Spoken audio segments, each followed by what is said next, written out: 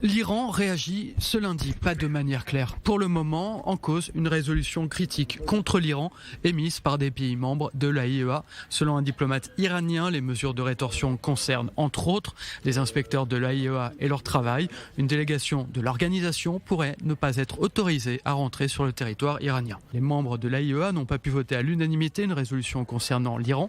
Pour certains pays, les preuves que Téhéran enrichit de l'uranium ne sont pas suffisantes. Par conséquent, la Chine et la Russie se sont abstenus. Pour l'Iran, les mesures de l'Occident constituent un retour sur leurs paroles et seraient un motif pour revoir la coopération avec les pays membres de l'AIEA. Cette montée des tensions intervient alors que les négociations sur une nouvelle version de l'accord de 2015 sur le nucléaire iranien sont au point mort.